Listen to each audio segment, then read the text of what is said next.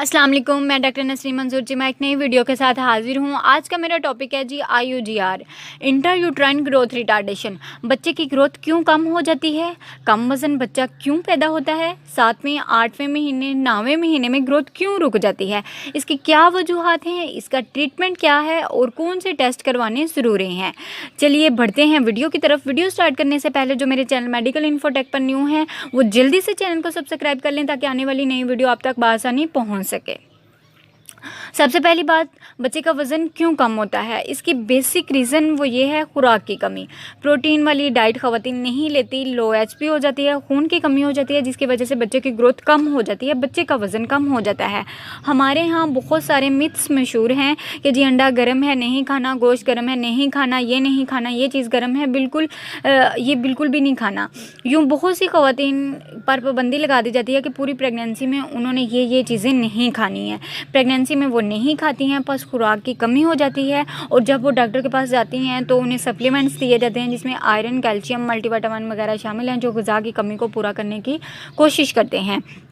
Basically research यही बताती है कि पाकिस्तान में बच्चों का लो बर्थ पैदा होना ये ग़िज़ा की कमी की बदौलत है। बहुत सी अच्छी फैमिली से बिलोंग रखने वाली भी ख़वातीन जो हैं वो ग़िज़ा की कमी या प्रोटीन डाइट की कमी का शिकार होती हैं। शुरू के 3 महीने में तो नोज़िया वोमिटिंग की वजह से बहुत कुछ खाया नहीं जाता, लेकिन आखिरी 3 महीने में बच्चा सही ग्रोथ पकड़ता है तो इसमें सप्लीमेंट्स दिए जाते हैं जो कि बच्चे का वज़न बढ़ाने में रोल अदा करते हैं।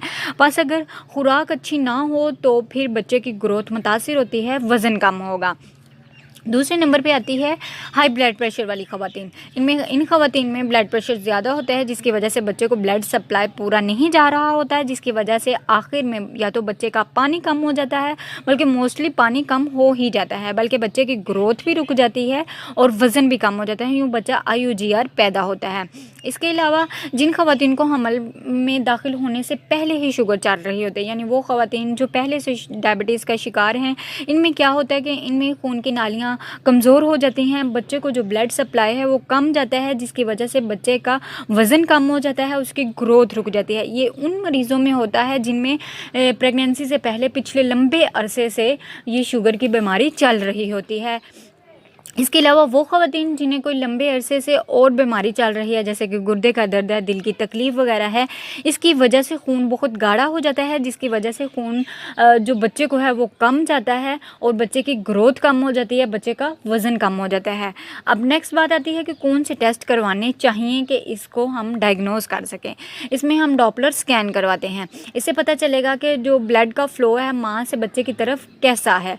2 तरह के डॉपलर होते हैं, एक होता है यूट्राइन आर्टरी डॉपलर जो शुरू में 20 वीक्स पे 5th मंथ में हम करवाते हैं। दूसरा डॉपलर होता है अम्बिलिकल आर्टरी डॉपलर, ये एंड पे 7वें 8वें महीने में करवाते हैं। इसमें हम ब्लड फ़्लो चेक करवाते हैं। दोनों डॉपलर बहुत इंपॉर्टेंट है। फिर बात आती है इसके ट्रीटमेंट की तरफ। Treatment always depend upon causes.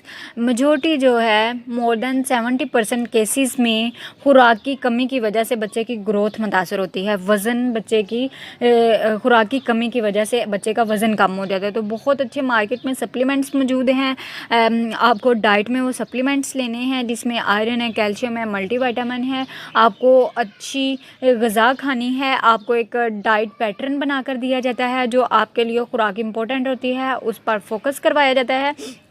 हाँ, अगर खून की कमी हो तो खून की कमी को दूर करने के लिए पेशेंट अगर गोलियों के साथ टॉलरेट नहीं कर सकता, उसको कोई मसला है, वो गोलियां नहीं खा सकता, तो फिर हम खून पानी की ड्रिप्स भी लगा देते हैं। इसके अलावा ब्लड प्रेशर या शुगर वाली ख़वातीन जो हैं उन्हें चाहिए कि वो अपने डॉक्टर से रुजू करें, फॉलोअप करवाती रहें ताकि उन्हें या उनके बेबी को किसी किस्म का कोई मसला ना हो।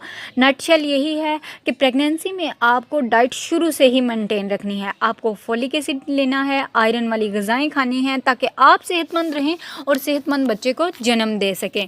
खुश रहिएगा, दुआओं में याद रखिएगा। अल्लाह हाफ़िज़।